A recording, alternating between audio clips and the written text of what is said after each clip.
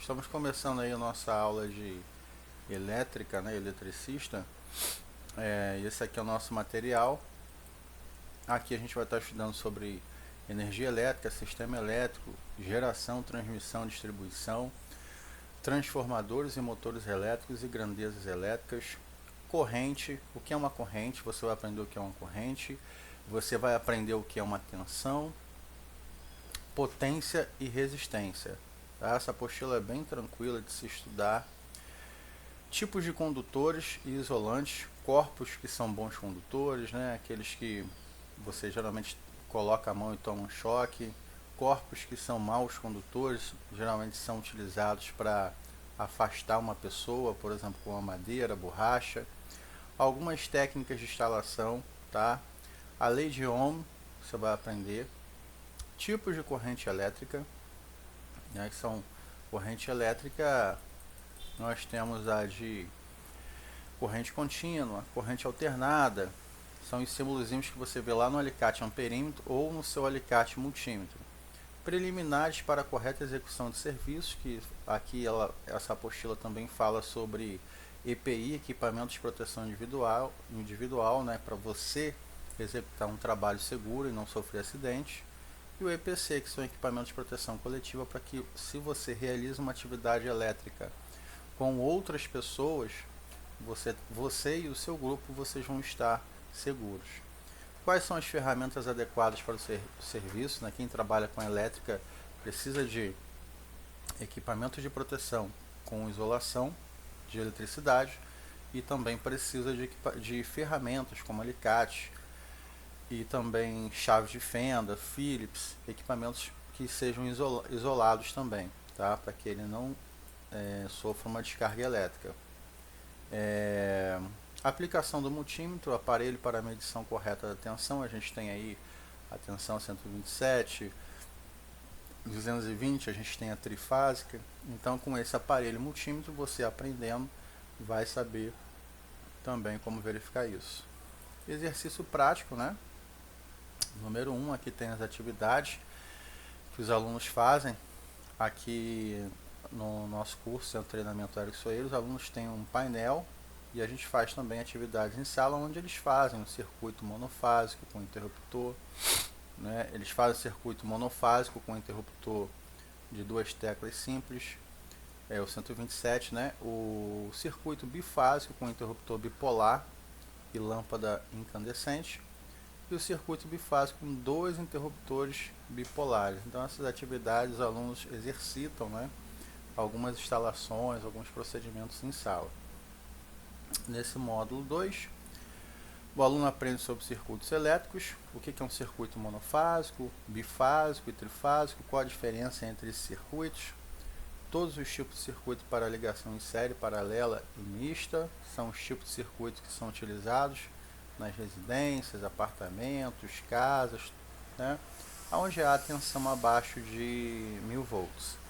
Tipos de lâmpada, fluorescente, incandescente, linhas elétricas, nós temos a linha de alta, a linha de baixa, e também aqui exercício prático com 127 e 220, tá? A instalação de lâmpada e interruptor paralelo com 127 e também adicionando a lâmpada PL com interruptor bipolar paralelo. Então tudo isso é aprendido. No módulo 3, o aluno aprende algumas coisas mais técnicas, como levantamento de carga elétrica, simbologia básica de projetos elétricos, porque a elétrica trabalha com símbolos, né, com simbologias, e aí de repente o engenheiro vai ali dialogar com o eletricista precisa de entender dessa simbologia para poder fazer as instalações certas, né? Quantas luminárias? Aí tem uma simbologia da luminária, simbologia para interruptor, simbologia para uma instalação bifásica, monofásica, ou seja, existe uma simbologia dentro dessa estrutura.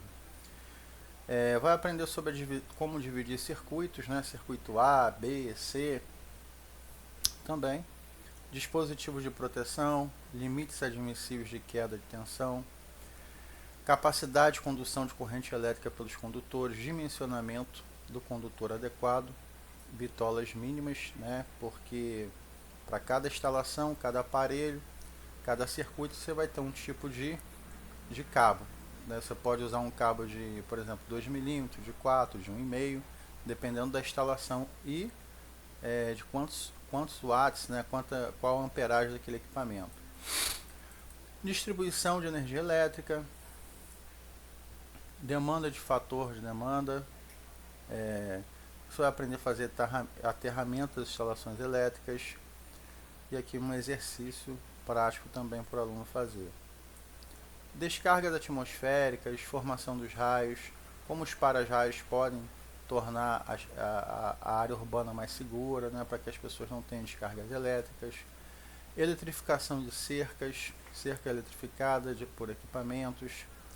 Relé de acionamento fotoeletrônico, que é a fotocélula. Por exemplo, a gente tem um exemplo da lâmpada que de dia ela apaga e à noite ela acende. Que mágica é essa? Por meio do sistema de fotocélula. Manutenção das instalações elétricas. Aí nós temos a preventiva, que evita problemas como fuga de energia, evita desgaste da instalação, e a corretiva, que é aquela quando já existe o problema, você vai ali estar resolvendo. Prevenção de acidentes, incêndios, primeiros socorros, noções básicas, e aqui atividades, tá?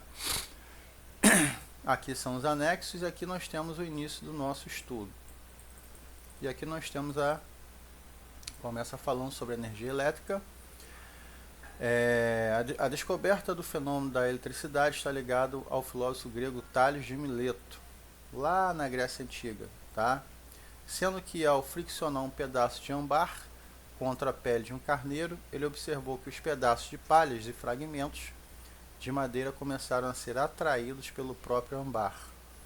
O nome eletricidade surgiu do âmbar amarelo, que em grego significa elétron. Olha que legal, né? Muita gente é eletricista e não sabe que graças a esse Tales de Mileto, esse filósofo, ele pegou lá um âmbar, começou a friccionar na pele de carneiro, depois ele percebeu que aquele pedacinho de âmbar ia atraindo, né, o pedaço de pele de carneiro.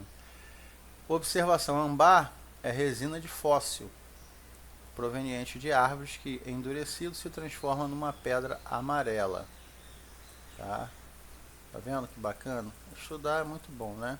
Aí nós temos aqui, ó, atualmente é muito importante pensar um pouco no que representa a energia elétrica. Você consegue ver, Beto, digamos assim, a nossa vida sem energia elétrica?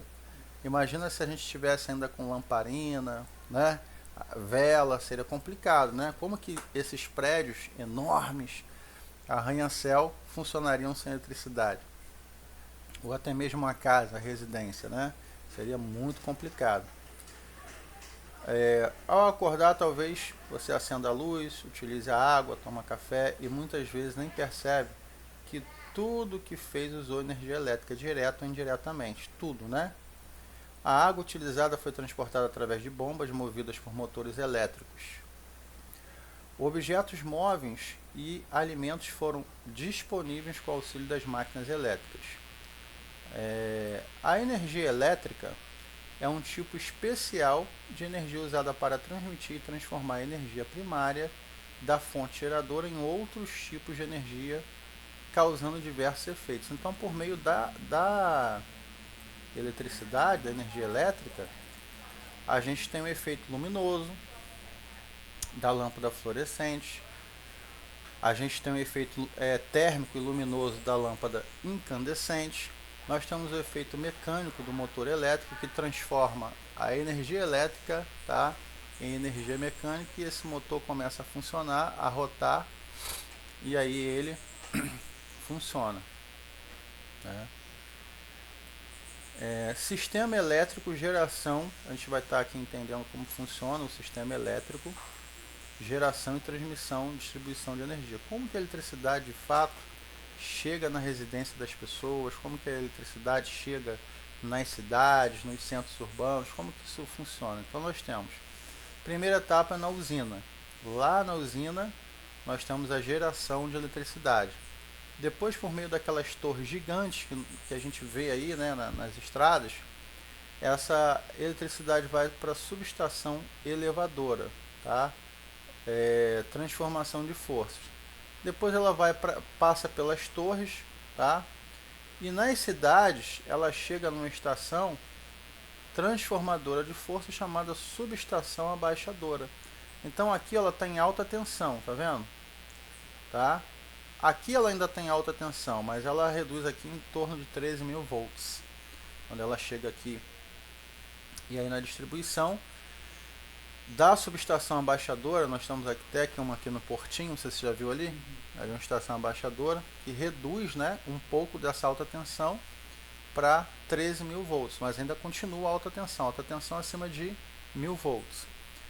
E aí, por meio dos postes das redes que passam, né, existem cidades que são subterrâneas, outras cidades que são expostas, como os aqui, né, em Cabo Frio, é tudo exposto.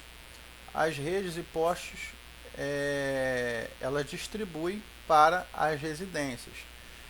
Mas antes dessa eletricidade entrar na residência, ela é convertida em baixa tensão. Ela não vai chegar aqui e ser distribuída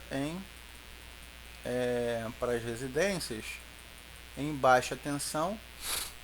Não vai chegar a 13.000 volts, porque senão explodiria a casa, explodiria eletrodoméstico. Então ela passa pelo transformador e ali de 13.000 volts ela cai em fases de 127, tá?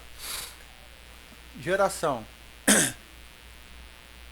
A primeira fase do processo recebe o nome de geração, local onde a energia elétrica é produzida a partir do movimento giratório das turbinas, passando por um mecanismo conhecido como gerador.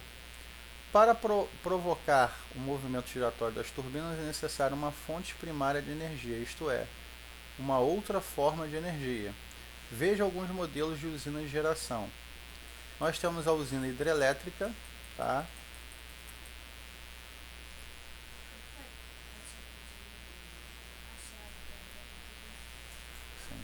A usina elétrica, hidrelétrica, que a gente tem aqui um modelo aqui embaixo, tá vendo? É o modelo praticamente mais usado, ó. A maioria das usinas brasileiras de geração são hidrelétricas, então no Brasil a maior parte são hidrelétricas, que utilizam aqui por meio dessas barragens, a água vai escorrendo e movimenta essas turbinas, tá? E ao movimentar essas turbinas, aqui ó, tá vendo? Aqui tá a água e aqui tá a água, tá vendo? Quando ela passa aqui, ó, ela movimenta essas turbinas, gerando então a energia, tá? E aí a gente tem aqui, ó, a usina hidrelétrica em Itaipu, na fronteira do Brasil com o Paraguai. Essa enorme aqui. Nós temos a usina termoelétrica nuclear. Não é muito utilizada no Brasil, mas pelo mundo afora ela é muito utilizada. Fonte térmica provocada pela queima de combustíveis ou ficção nuclear de minérios. O reator nuclear é composto por um sistema onde a reação de fissão em cadeia é mantida sob controle. A energia liberada na fissão é usada como fonte de calor para ferver a água. O vapor, esse vapor aqui, aciona uma turbina geradora que produz energia elétrica com uma máquina térmica convencional. Aí nós temos energia nuclear. Há um grande perigo ambiental porque muitos países não estão preparados para armazenar o lixo atômico, o qual poderá ser o principal causador de acidente, tá? Nós temos exemplos aí, como essa usina aqui, ó, que ela em 1866, lá na Rússia, usina nuclear de Chernobyl, cidade Pripyat, os reatores eles não conseguiram armazenar, né, deu um acidente nuclear e essas pessoas aqui, ó, dessa cidade foram grandemente afetadas. A cidade praticamente foi abandonada e os efeitos da energia nuclear durou anos, afetando, por exemplo, a saúde e a vida das pessoas. Crianças nasciam sem cérebro, crianças nasciam sem braços, sem pernas, por quê? Afetou o DNA, né, a formação celular das pessoas. Então isso aí um grande exemplo de que a energia nuclear ela é perigosa, tá? Nós temos a energia eólica, que é a energia dos ventos. Assim, áreas, cidades que tem ventos, né? São instalados esses sistemas aqui, ó, de cataventos que produzem a energia eólica, tá? É uma fonte mecânica provocada pela força dos ventos.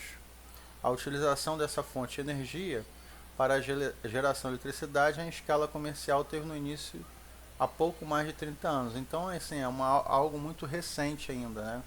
Através de conhecimentos da indústria aeronáutica, os equipamentos para a geração eólica evoluíram rapidamente em termos de ideias e conceitos preliminares para produtos de alta tecnologia. Existe atualmente 30.000 turbinas eólicas de grande parte em operação no mundo, com capacidade instalada na ordem de 13.500 MW. A capacidade instalada no Brasil é de 20,3 MW, com turbinas eólicas. Então olha o potencial, né, do Brasil, né, muito grande, que venta muito, principalmente no litoral. De médio e grande porte conectadas à rede elétrica. Além disso, existem dezenas de turbinas eólicas de pequenas partes funcionando em locais isolados, de rede convencional, para aplicações de diversos cabeamento carregando a bateria e telecomunicações e eletrificação rural. Transmissão.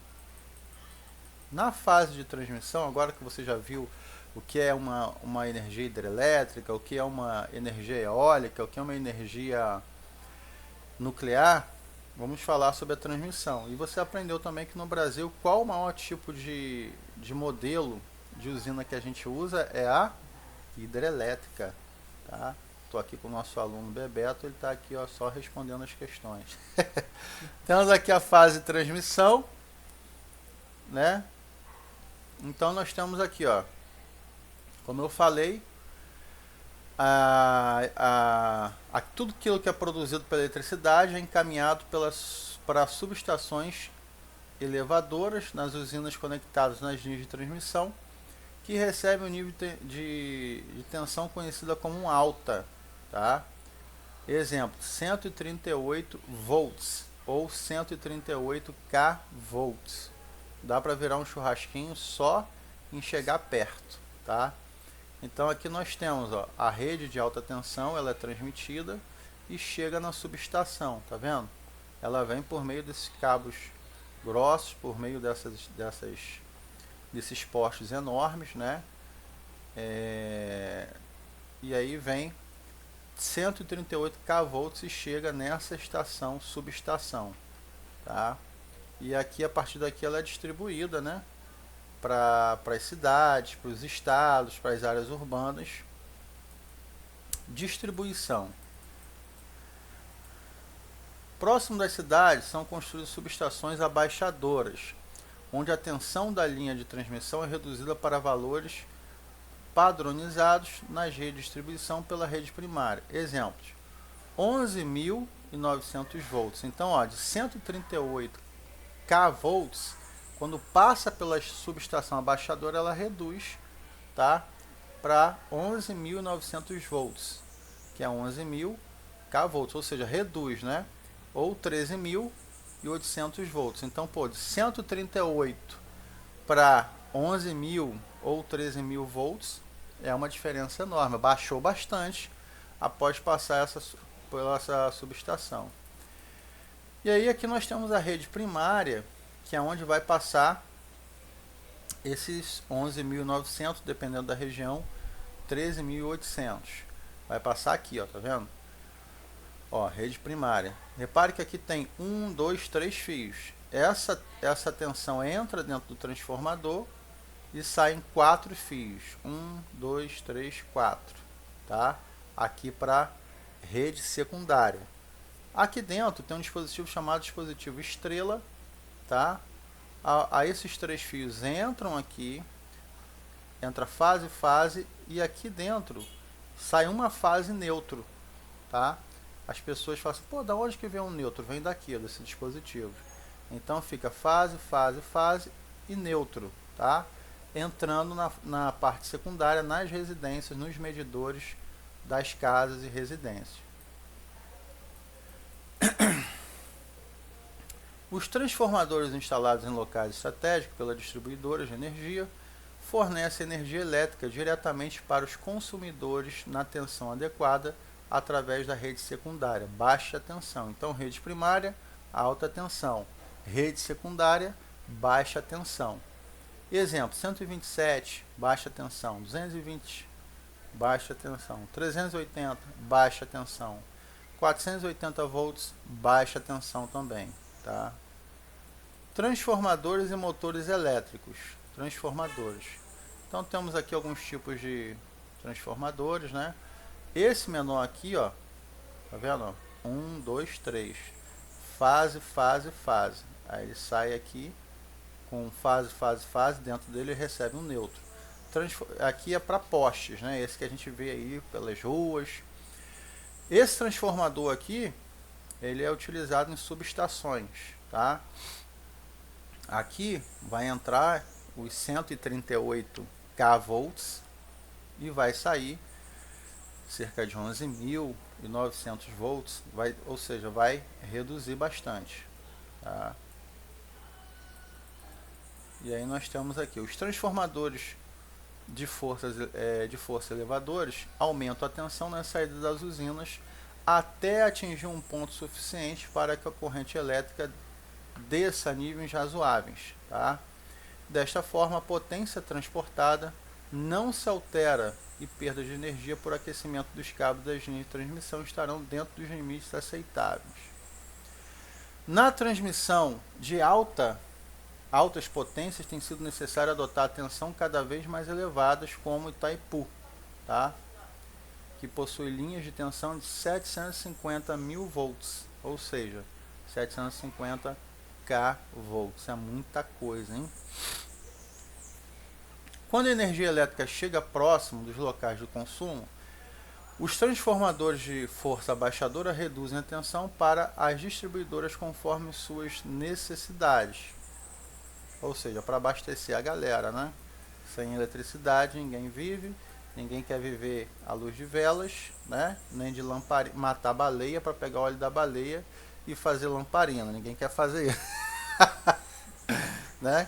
Existem vários modelos de transformadores, mas basicamente são formados por núcleos, espiras, fios enrolados, um material isolante. Então temos os bornes primários e temos também os bornes secundários, tá, gente? E aí tem, ó, a corrente primária entra aqui, tá? Corrente primária, e aqui sai a corrente secundária, tá? Tensão secundária, fluxo magnético, núcleo do transformador. Então ele trabalha assim. Existe uma outra classe de transformadores igualmente disponíveis de baixa potência. Eles estão presentes na maioria dos aparelhos elétricos e eletrônicos encontrados em casa, como televisores, aparelhos de som de computadores. A função destes transformadores é reduzir ou aumentar a tensão da rede, permitindo o funcionamento dos vários circuitos elétricos eletrônicos que compõem aqueles aparelhos.